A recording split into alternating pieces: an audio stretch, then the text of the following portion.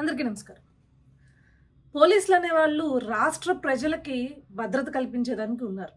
కానీ ఈ పోలీసులు గత 4.5 సంవత్సరాలుగా ఏం చేస్తున్నారు అంటే మెజారిటీ ఆఫ్ పోలీసులు జగన్మోహన్ రెడ్డి యొక్క పార్టీలో పనిచేసే నాయకులకి ఊడిగం చేస్తున్నారు అని చెప్పుకోవచ్చు.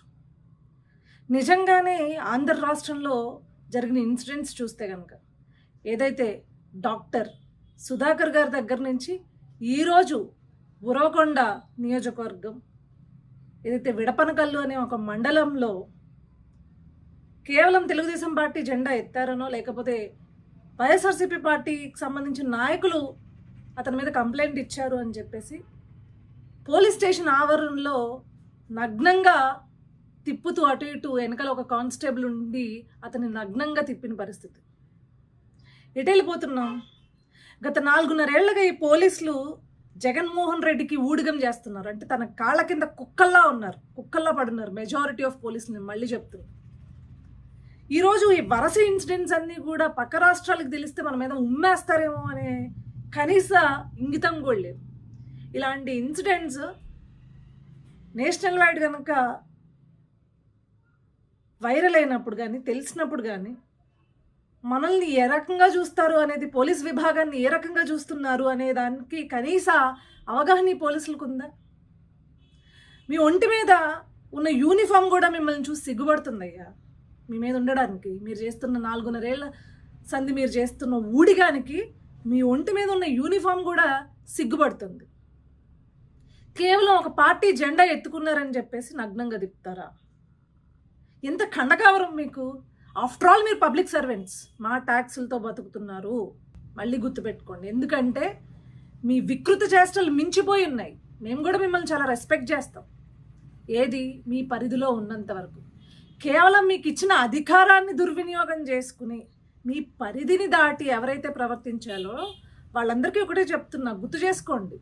After all your A public servants, పబ్లిక్కి సర్వ్ చేయడానికి ఉన్నారు మీరు.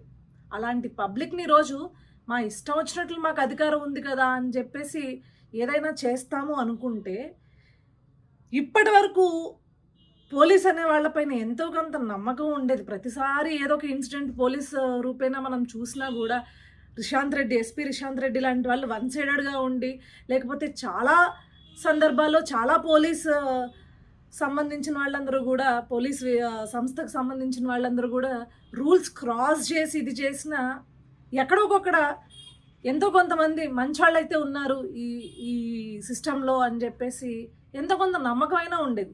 కానీ ఇలాంటి ఇన్సిడెంట్స్ చూస్తున్నప్పుడు ఎందుకు వచ్చిందయ్యా మీ బతుకులు ఊడిగం చేసుకోవడానికి? కేవలం ఏది మీకు ప్రమోషన్ రాదనో, మీకు ట్రాన్స్ఫర్లు అవుతుందనో, ఇట్లాంటి వాటి కోసము మీ బతుకునే తాకట్టు పెట్టుకుంటున్నారు. లేకపోతే మీరు ఏదైతే ఆ రోజు ప్రమాణం చేసి రాజ్యాంగ ఉల్లంఘన చెయ్యము అని చెప్పి ఒక విలువలను పాటిస్తే ఆ విలువలన్నింటిని పక్కన పెట్టి బతికే ఎందుకయ్యా పోలీసులు మీరు? మీకు ఇంకా జగన్మోహన్ రెడ్డికి ఊడిగం చేయాలని ఉంటే పొయ్యి వాని ఇంట్లో, జగన్మోహన్ రెడ్డి ఇంట్లో అంట్లు తోవండి, వాళ్ళ భార్యకి వంటలో సాయం చేయండి. అట్లా మీ స్వామి భక్తి చూపించుకోండి.